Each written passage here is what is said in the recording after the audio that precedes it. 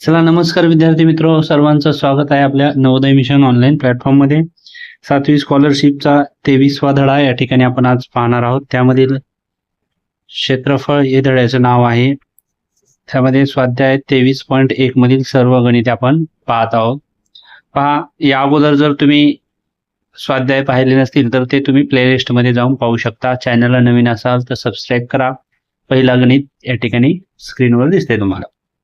पहिल्या गणितामध्ये सांगितलं आपल्याला, पहा 452 मीटर लांबी आहे आणि 322 मीटर रुंदी असलेल्या आयताकृती बागेच्या बाहेरील बाजूला लागून 11 मीटर रुंदीचा रस्ता तयार केला तर त्या रस्त्याचे क्षेत्रफळ आपल्याला किती चौरस मीटर आहे असं विचारले। तर लक्षात घ्या, अगोदर आयताकृती आहे म्हणून समजा हा जर या ठिकाणी आयत आकार असेल, ओके, तर याची आपल्याला लांबी दिली 452, ही लांबी असेल 452 आणि ही असेल रुंदी 322, ओके। तर आपल्याला याच्या बाहेरून रस्ता किती करायचा, 11 मीटरचा। आता समजा इकडे जर 11 मीटर असं आपण घेतलं, त्यानंतर या बाजूने पण 11 मीटर असं आपल्याला घ्यायचं आहे, याही बाजूने घ्यायचं आहे 11 मीटर, म्हणजे याच्या बाहेरून एक आपल्याला असा आयत काढावं लागेल, ओके। तर लक्षात घ्या, आता हा जो मधला आहे मूळ, याला नाव देऊ आपण ABCD आणि याला नाव देऊया WXY आणि Z। तर आता हे 452 ही लांबी आहे, तर हे पाय हे 11 आणि हे 11 किती 22, म्हणजे 452 मध्ये जर 22 मिळवले तर या ठिकाणी होईल 474।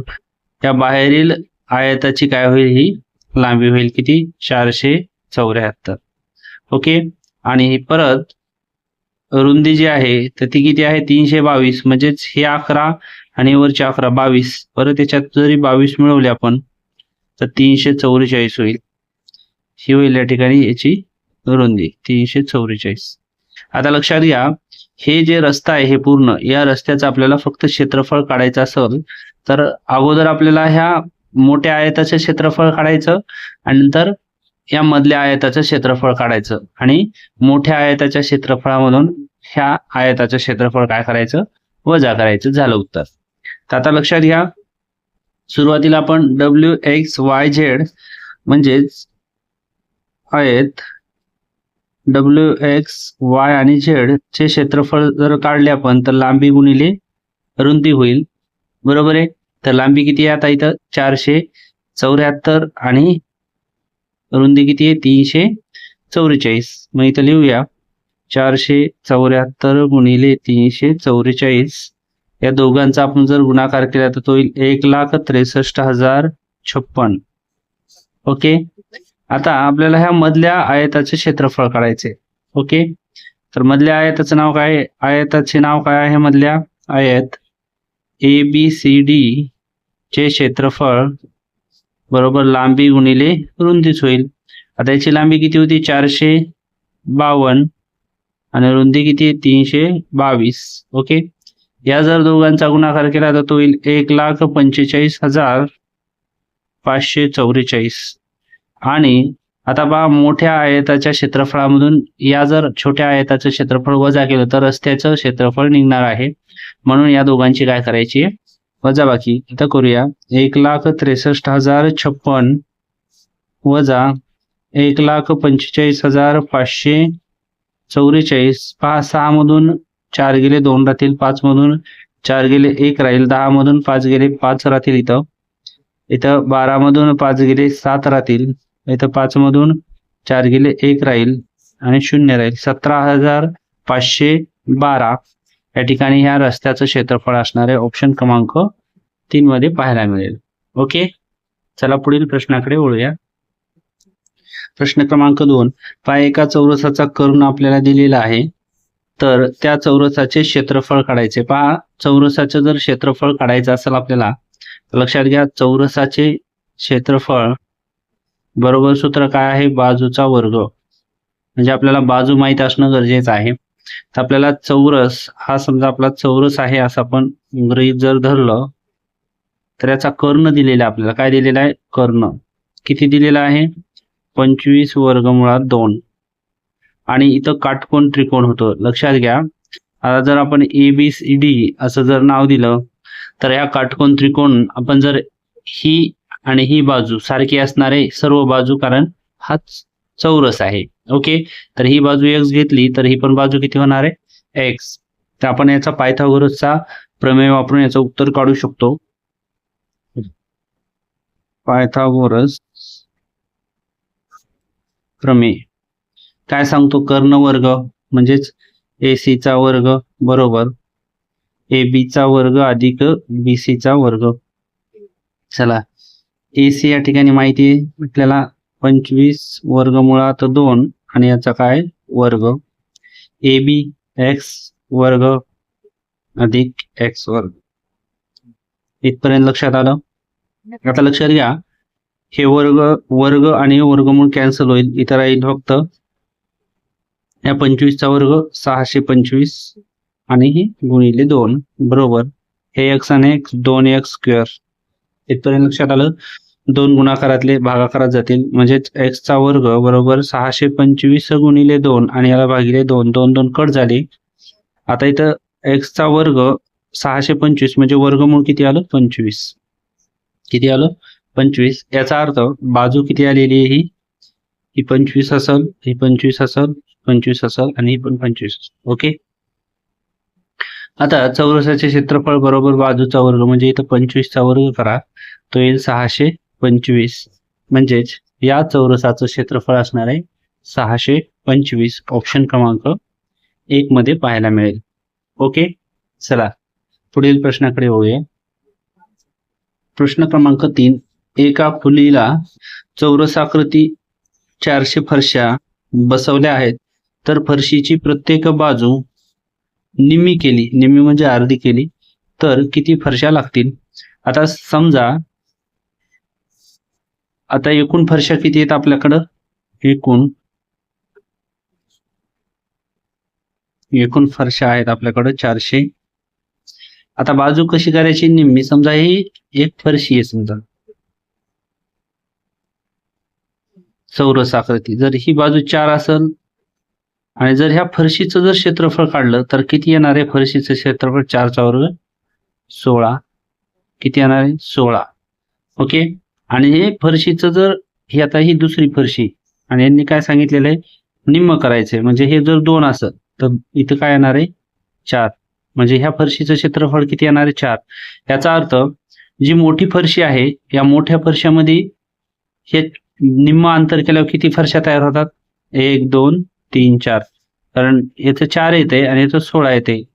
4 1 4 4 चौक 16 म्हणजे एका फरशीमध्ये किती बसणार आहेत? 4. निम्म जर अंतर केलं तर 4 बसतात. आपल्याकडे फरशा किती येतात? 400.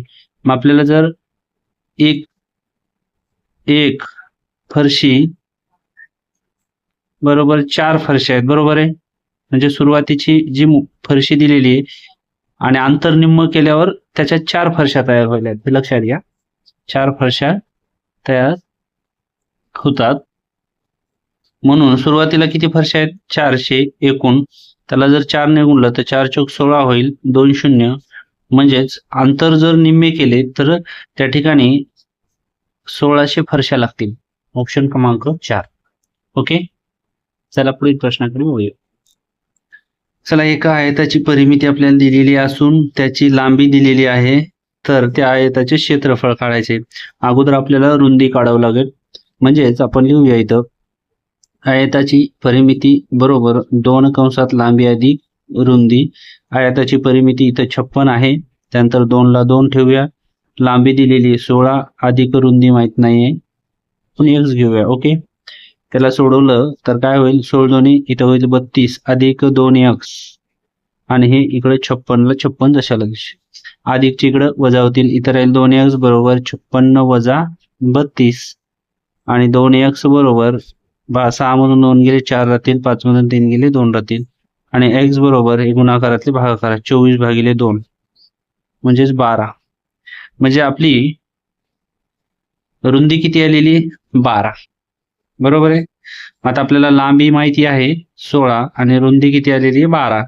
ओके, तर आता आयताचे क्षेत्रफळ बरोबर लांबी गुणिले रुंदी. लांबी किती आहे 16, रुंदी किती आलेली 12, दोघांचा गुणाकार करायचा. या ठिकाणी 12 सकून 72 होईल, हातचे 7 येतील, 12 1 12 आणि 7 19. म्हणजे या ठिकाणी आयताचं क्षेत्रफळ असणारे 192. ऑप्शन क्रमांक 4 मध्ये उत्तर पाहायला मिळेल. ओके, चला पुढील प्रश्नाकडे वळूया. चला प्रश्न क्रमांक 5 पाहूया. एका अर्धवर्तुळाची परिमिती दिलेली आपल्याला, तर अर्धवर्तुळाचे क्षेत्रफळ आपल्याला विचारलेले. लक्षात घ्या, अर्धवर्तुळाची परिमिती म्हणजेच आपल्याला सर्कम्फ्रन्स म्हणजे आपण काय म्हणतो परिघ, त्यालाच आपण काय म्हणतो परिघ. आता परिघाचं सूत्र काय आहे सर्वांना माहिती आहे, परिघ बरोबर 2 पाय r बरोबर आहे. पण आपल्याला अर्ध वर्तुळाची पाहिजे, म्हणजे याला आपण जर अर्ध केलं तर काय होईल 2 पाय r आणि याला भागिले 2, 2 2 काय होतील या ठिकाणी कट होतील, म्हणजे काय राहील पाय r आणि याला प्लस 2r. का, कारण हा जो असतो हा पूर्ण काय असतो 2r असतो, काय असतो 2r, आणि अर्ध आपल्याला इतकीच काढायची आहे. इथपर्यंत लक्षात आलं. आता आपण अर्ध वर्तुळाची परिमितीचं जे सूत्र आहे त्यामध्ये किमती ठेवूया. आता लक्षात घ्या, परिघ म्हणजे परिमिती बरोबर काय होईल, आता हे r आहे, r कॉमन घेतलं, त्यानंतर पाय आणि हे 2 राहील, म्हणजे कंसात राहील पाय अधिक 2. तर परत काय होईल r, परिमिती या ठिकाणी किती दिलेली 108 या ठिकाणी ठेवूया, r ला r या ठिकाणी कंसात काय राहील 22/7 अधिक 2 कंस बंद होईल. 108 बरोबर r कंसात 7 2 14 होईल, हे 22 अधिक 14 आणि छेदात होईल 7 कंस बंद राहील. परत 108 बरोबर r या दोघांची जर बेरीज केली तर ती येईल 36/7, काय येईल 36/7.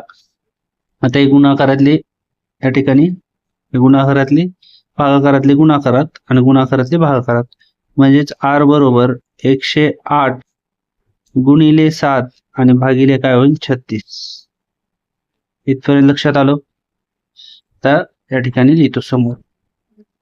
त्याची जर काटाकाटी करून घेतली आपण तर पहा काय होईल 36 36 36 3 108 आणि 7 3 21, म्हणजेच r किती आलं आपलं 21 सेंटीमीटर. 21 सेंटीमीटर सेमी करतो. ओके, 21 सेमी आलं. तर आता आपल्याला विचारलंय काय, तर अर्धवर्तुळाचे क्षेत्रफळ विचारलंय. तर लक्षात घ्या, आता वर्तुळाच्या क्षेत्रफळाचं सूत्र काय, वर्तुळाच्या क्षेत्रफळाचं सूत्र, वर्तुळाचे क्षेत्रफळ बरोबर काय आहे पाय r चा वर्ग. अर्धे आहे म्हणून 2 ने भाग देऊ याला. ओके, चला आता लिहून घेऊया. काय होईल मग 22/7 या ठिकाणी r स्क्वेअर म्हणजेच काय होईल 21 गुणिले 21 होईल, आणि हे 2 इथं जशाला जसे. ओके, इथं होईल 7 1 7 7 3 21 होईल, 2 1 2 आणि इथं राहतील 11. 11 गुणिले 21 गुणिले 3 म्हणजे 11 3 33 करूया, गुणिले 21 करूया. ओके, या दोघांचा जर गुणाकार केला आपण तर तो येणार आहे पहा 21 3 66, 21 नाही 21 3 63, हातच्या येथील 6 63 आणि हे 6 69. ओके, म्हणजे 693. या ठिकाणी ऑप्शन क्रमांक 4 मध्ये उत्तर पाहायला मिळेल. चला पुढील प्रश्नाकडे वळूया. चला 6 नंबरचा प्रश्न. एका चौरसाचे क्षेत्रफळ आपल्याला दिलेले आहे, तर त्या चौरसात आतून स्पर्श करणाऱ्या वर्तुळाची त्रिज्या विचारली. समजा आता हा चौरस आहे आपला. ओके, आणि याला आतून स्पर्श करणारा काय आहे या ठिकाणी वर्तुळ आहे एक असा, आणि याची काय विचारले त्रिज्या, म्हणजे इथून इतकी. तर समजा हे जर टोटल लाईन पकडली आपण तर हा असणार आहे डायमीटर म्हणजे व्यास असणार आहे d बरोबर आहे. आणि डी म्हणजे या वर्तुळा हे जे आपण चौरस काढला या चौरसाची बाजू म्हणजेच काय असणार वर्तुळाचा डायमीटर. इथपर्यंत लक्षात आलं. मग आता चौरसाचे क्षेत्रफळ बरोबर सूत्र काय आहे बाजूचा वर्ग बरोबर आहे. मग बाजू किती आपल्याला माहित नाही. चौरस किती क्षेत्रफळ 100 बाजूचा वर्ग आहे हा म्हणजे वर्गमूळ जर काढलं तर बाजू किती आली आपली 10 आली वर्गमूळ काढलं तर. आता जर ही बाजू 10 असेल तर डायमीटर पण किती असणार आहे 10. मग आता डी बरोबर काय असतो 2r असतो म्हणजे डी किती आलाय 10 बरोबर 2r आणि r बरोबर काय येईल तर 10/2 म्हणजेच किती आला 5. ओके तर याचं उत्तर असणार आहे ऑप्शन क्रमांक 1. चला पुढील प्रश्नाकडे वळूया. पहा आता एका सभागृहाची लांबी दिलेली 20 मीटर आणि रुंदी दिलेली 17 मीटर आहे. त्या सभागृहाला अर्धा मीटर बाजू असलेल्या चौरसाकृती फरशा बसवायच्या आहेत तर अशा किती फरशा लागतील. तर अर्धा मीटर आहे इथं लक्षात घ्या अर्धा मीटर. मग 1 मीटर म्हणजे किती आहे 1 मीटर म्हणजे 100 सेंटीमीटर असतात. 1 मीटर म्हणजे किती 100 सेंटीमीटर. मग अर्धा जर आपल्याला करायचा असेल तर अर्धा म्हणजेच या ठिकाणी काय होणार आहे तर 50 सेंटीमीटर. याचा अर्थ चौरसाकृती फरशा ज्या आहेत त्याची एक बाजू या ठिकाणी किती असणार आहे 50 सेंटीमीटर. ओके आता आपल्याला काय दिलेले आहे लांबी आणि रुंदी दिली. याचा अर्थ जे सभागृह आहे ते आयताकृती आहे म्हणजे कसं आहे असं. याच्यामध्ये आपल्याला 50 सेंटीमीटरच्या अशा फरशा बसवायच्या. ओके तर आता हे मीटर आहे आणि फरशी आहे सेंटीमीटर मध्ये. मग आपण याला पण कशामध्ये सेंटीमीटर मध्ये कन्वर्ट करून घ्यावं लागणार आहे. आता 20 मीटर म्हणजे किती सेंटीमीटर तर याला आपल्याला 100 ने जर गुणलं तर 20 मीटरचं सेंटीमीटर मध्ये रूपांतर होईल बघा 2000 सेंटीमीटर. ओके आणि हे 17चं किती होईल 17 गुणिले 100 म्हणजे 1700 सेंटीमीटर. आता इथपर्यंत समजलं तर आता आपण काय करूया एकूण फरशा किती लागतील ते काढायचं आपल्याला. एकूण फरशा याचं सूत्र लक्षात ठेवायचं सभागृहाचे क्षेत्रफळ कशाचे सभागृहाचे क्षेत्रफळ भागिले फरशीचे क्षेत्रफळ. फरशीचे क्षेत्रफळ लक्षात घ्या सभागृह कोणत्या आकाराचा आहे आयताकृती म्हणजे लांबी गुणिले रुंदी. या ठिकाणी 2000 गुणिले 1700 करावं लागलं आपल्याला म्हणजे ते राहील इथं 2000 गुणिले 1700 आणि याला भागिले फरशी कशी आहे चौरस आकृती म्हणजे चौरसाचे क्षेत्रफळ बाजूचा वर्ग म्हणजे 50 गुणिले 50 द्यायचं इथं. ओके हा शून्य या ठिकाणी कडीचा कॅन्सल होईल त्यानंतर हा शून्य कॅन्सल होईल परत हा शून्य कॅन्सल होईल हा शून्य कॅन्सल होईल. ओके त्यानंतर किती होईल परत 5 एक 5 होईल 5 चौक 20 2 शून्य जशाला तशी परत 5 एक 5 5 8 40 आणि शून्याला शून्य म्हणजेच 80 गुणिले 17 होईल बरोबर आहे. तर पहा शून्याला शून्य देऊन टाकूया 8 7 56 चे 5 येतील 8 एक 8 आणि हे 5 13 म्हणजे 1360 सॉरी 1360 राईट 1360 या ठिकाणी 1360 फरशा लागणार आहेत आपल्याला या सभागृहामध्ये पूर्ण 1360 फरशा लागतात. लक्षात येते. तर पहा कधी फरशाचं जर गणित आलं तर जे सभागृह असते ते मीटर मध्ये जर दिलेलं असेल आणि फरशी जर सेंटीमीटर मध्ये दिली असेल तर एकक समान करून गणित सोडवायचं. ओके चला पुढील प्रश्नाकडे वळूया. चला प्रश्न क्रमांक 8 पाहूया. एका 18 सेमी लांबी आणि 8 सेमी रुंदी असलेल्या आयताची लांबी.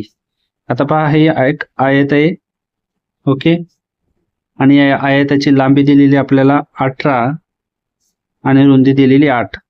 आता जर ह्याचं क्षेत्रफळ आपण अगोदर लांबी त्यानंतर 2/3 पट केली लांबी किती केली 2/3 पट आणि रुंदी केली 3/2 पट तर त्या क्षेत्रफळावर कोणता परिणाम होईल.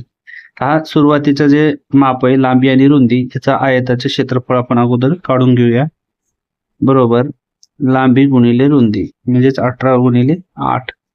ओके तर 18 गुणिले 8 जर केलं तर आपलं 144 येईल चौरस सेमी. आता आपल्याला काय करायचंय, लांबी 2/3 पट करायची, म्हणजे 18 गुणिले 2/3, 3 1 3, 3 6 18, 6 2 12. किती लांबी झाली आपली मग 12. ओके. त्यानंतर रुंदी काय करायची, 3/2 पट. रुंदी किती 8 गुणिले 3/2, 2 1 2 2 चौक 8, 4 त्रिक 12 होईल याली रुंदी. आता नवीन आयत तयार झाला, त्याचं क्षेत्रफळ काढूया. आयताचं क्षेत्रफळ बरोबर लांबी गुणिले रुंदी, 12 गुणिले 12 144. याचं पण 144 चौरस सेमी हेच उत्तर आले. म्हणजे या परिणाम काय होईल, तर क्षेत्रफळ तेवढेच राहील. म्हणजेच इकडं सुरुवातीला पण 144 क्षेत्रफळ आले आणि त्याचा 2/3 पट लांबी आणि 3/2 पट रुंदी करून पण क्षेत्रफळ किती आले 144. ओके. तर दोन्ही क्षेत्रफळ कसे आहे, सारखेच राहील, तेवढेच राहील. ऑप्शन क्रमांक 1 हे उत्तर आपलं अगदी बरोबर आहे. ओके. चला पुढील प्रश्नाकडे वळूया. 9 नंबरचा प्रश्न. एका बागेची लांबी दिलेली आपल्याला असून क्षेत्रफळ 3 हेक्टर आणि 20 आर आहे, तर बागेची रुंदी काढायची आपल्याला. लक्षात घ्या, अगोदर आपल्याला 1 हेक्टर म्हणजे किती आर हे आपल्याला माहिती असणं गरजेचं आहे. तर लक्षात घ्या, 1 हेक्टर बरोबर 100 आर असतात. तर आपल्याला किती हेक्टर आहे 3, म्हणून काय करायचं, 3 गुणिले 100 बरोबर 300 आर बरोबर आहे, आणि अधिक हे 20 आर म्हणजेच काय 320 आर. ओके आहे. तर बागेची आपल्याला रुंदी काढायची. आता हे झालं 320 आर. तर आपल्याला 1 आर म्हणजे किती चौरस मीटर आहे, तर 1 आर बरोबर 100 चौरस मीटर असते. ओके. म्हणून 320 गुणिले 100 जर केलं आपण तर ते 32,000 चौरस मीटर. ओके. तर आता आपल्याला आयताचं क्षेत्रफळ काढायचे. आयताचे क्षेत्रफळ बरोबर लांबी गुणिले रुंदी. आता आपल्याला क्षेत्रफळ 3 हेक्टर 20 आर दिलेला आहे, तर त्याचाच अर्थ किती आहे 32,000 चौरस मीटर. आणि लांबी किती आपल्याला दिलेली आहे, तर 200 दिलेली आहे, आणि रुंदी आपल्याला दिलेली नाही म्हणून x. हे 200 गुणाकारातले भागाकारात जातील. या ठिकाणी होईल 32,000 भागिले 20. कडीचे 2 शून्य कट होतील, बे एक बे, बे एक बे, उरला 1, बे सकून 12, शून्याला 0. म्हणजेच रुंदी आपली येणार आहे 160. तर ऑप्शन क्रमांक 2 मध्ये पाहायला मिळेल. ओके. चला पुढील प्रश्नाकडे वळूया. चला प्रश्न क्रमांक 10 पाहूया. एका वर्तुळाचा परिघ दिले आपल्याला असल्यास त्याचे क्षेत्रफळ लक्षात घ्या सी म्हणजेच किती दिलाय 88 सेंटीमीटर. ओके. तर आपल्याला याच्यावरून सर्कम्फरन्स काढता येतो 2πr, म्हणजे आपल्याला आर निघल. आपल्याला क्षेत्रफळ काढायचे म्हणल्यावर त्रिज्या माहिती असणं गरजेचं आहे. म्हणून 2 गुणिले 22/7 गुणिले आर आणि सर्कम्फरन्स दिला 88. इथपर्यंत लक्षात आलं. तर आता हे गुणाकारातली भागाकारातली इकडे गुणाकारात जातील आणि हे गुणाकारातले भागाकारात, म्हणजेच आर बरोबर 88 गुणिले 7 आणि भागिले होईल 22 गुणिले 2. 22 × 22, 22 चौक 88 होईल. बे एक बे, बे दोन्ही 4, 7 दोन्ही 14. आर किती आला आपला 14 आला. किती आला 14. या ठिकाणी 14 सेंटीमीटर. ओके. तर आता आपल्याला काढायचं काय असल्यास त्याचे क्षेत्रफळ काढायचे. तर पहा, एरिया वर्तुळाचे क्षेत्रफळ बरोबर सूत्र काय पाय आरचा वर्ग 22/7. आर किती आलेली आपली या ठिकाणी 14 गुणिले 14, 7 1 7, 7 दोन्ही 14, 22 दोन्ही 44 होईल गुणिले 14. ठीक आहे. तर या ठिकाणी 14 दोन्ही 28, 14 चौक या ठिकाणी 56 होईल. हाचे 5, 56 आणि हे 5, 57, 58, 59, 60, 61. तर या ठिकाणी चौरस सेमी. म्हणजे जर वर्तुळाचा परिघ 88 दिला असेल तर त्याचे क्षेत्रफळ येणारे 616 चौरस सेमी. ऑप्शन क्रमांक 2 हे उत्तर अगदी बरोबर आहे. ओके, चला पुढील प्रश्नाकडे वळूया. पहा 11वा प्रश्न. एक आयताची लांबी दिलेली आपल्याला आणि रुंदी पण दिलेली आहे. त्याची परिमिती 50 दिली असेल तर आयताचे क्षेत्रफळ काढायचे. आता ही लांबी आणि रुंदी दिली पण याच्यामध्ये m ची किंमत आपल्याला अगोदर काढावी लागेल. ओके, त्याच्यासाठी आपण लांबी आणि रुंदी मग आयताच्या परिमितीच्या सूत्रात याला ठेवूया. आयताची परिमिती बरोबर 2 कंसात लांबी अधिक रुंदी. त्या ठिकाणी परिमिती किती दिलेली आहे 50. या ठिकाणी 50. ओके, 2 ला 2 लांबी किती आहे 4m अधिक 3 अधिक 3m रुंदी अधिक 3m अधिक 1. ओके, ते 4 आणि 3 7m होईल आणि हे 3 आणि 1 4 होईल. म्हणजे कंसात 7m अधिक 4 असं होईल. 7 दोन्ही 14m झालं इथं आणि इथं झालं 8. ओके, इथपर्यंत लक्षात आलं. आता या ठिकाणी ही परिमिती 50 आहे. मग हे 8 अधिकची इकडं वजा होतील म्हणजे 14m बरोबर 50 वजा 8 होईल. म्हणजेच m बरोबर 50 मधून जर 8 गेले तर या ठिकाणी किती राहील 42 आणि हे 14 भागिले या ठिकाणी 14 1 14 14 2 28 14 3 42. या ठिकाणी m ची किंमत किती आलेली आपली 3. किती आली आहे 3. मग आता m ची जर किंमत 3 आली असेल तर आता आपण सुरुवातीला लांबी किती आपली 4m अधिक 3 याच्यात जर किमतीत ठेवलं तर 3 ठेवले तर 4 त्रिकोण 12 आणि 3 या ठिकाणी होईल 15. किती होईल 15. आणि रुंदी जर आपण घेतली तर 3m अधिक 1 होईल. तर आता 3 जशाला तसं m च्या जागेवर 3 3 त्रिक 9 1 10. तर पहा लांबी आली 15 रुंदी आली 10. इथपर्यंत लक्षात आलं. तर आता आयताचे क्षेत्रफळ बरोबर लांबी गुणिले रुंदी होईल 15 गुणिले 10. या ठिकाणी 15 150 चौरस सेमी. हे असणार आहे आपलं उत्तर ऑप्शन क्रमांक 3 मध्ये. आता पहा हे जर तुमच्या लक्षात आलं नसेल तर लांबी म्हणजे हे 4 जशाल तसे m म्हणजे आपलं उत्तर किती आले 3 अधिकचं चिन्ह आणि या ठिकाणी हे जे 3 आहेत प्लस 3 पहा 4 त्रिक 12 आणि 3 15 असं आपण यालाही असंच सोडवायचं. ओके, चला पुढील प्रश्नाकडे वळूया. चला प्रश्न क्रमांक 12 हा या स्वाध्यायामधला शेवटचा प्रश्न आहे. जर तुमच्या ओकेचे कोणी नवोदयची तयारी करत असतील तर नवोदय मिशन हे आपलं प्ले स्टोअरला ॲप्लिकेशन आहे. यामध्ये तुम्हाला रेकॉर्डेड बॅच उपलब्ध आहेत. त्याचप्रमाणे जर तुम्ही NMS ची जर तयारी करत असाल तर या ठिकाणी याच ॲपमध्ये टेस्ट देखील या ठिकाणी आपण उपलब्ध करून देत असतो परीक्षेच्या अगोदर.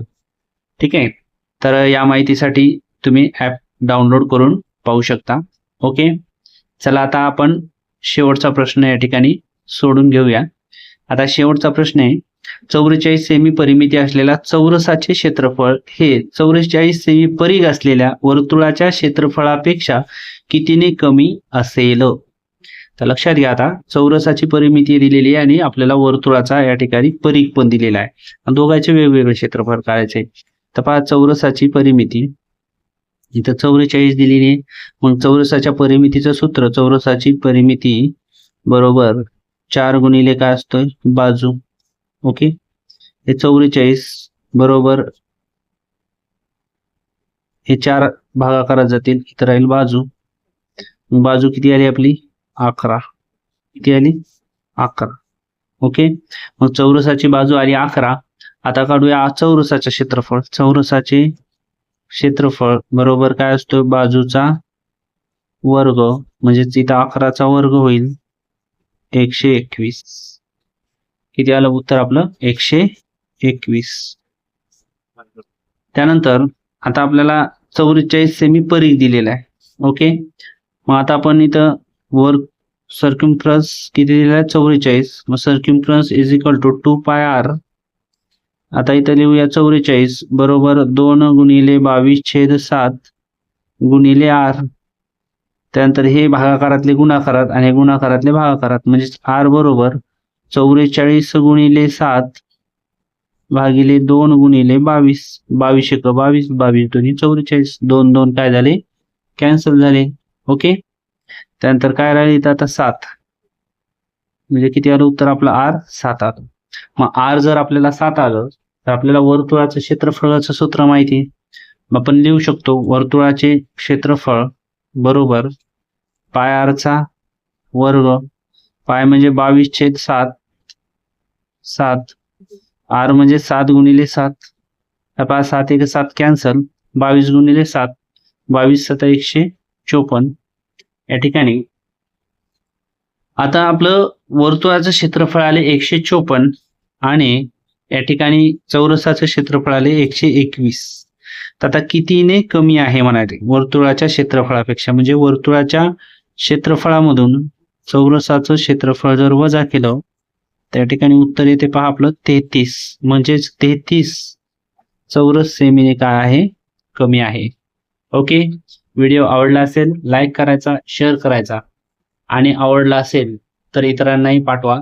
आणि जर मागील तुम्हाला स्वाध्याय पाहिजे असतील तर या चॅनलवर प्लेलिस्टमध्ये स्कॉलरशिप 7वी गणित म्हणून प्लेलिस्टमध्ये आहे, तुम्ही सर्व स्वाध्याय पाहून घ्या. ओके. चला भेटूया लवकरच पुढील व्हिडिओमध्ये, तोपर्यंत धन्यवाद.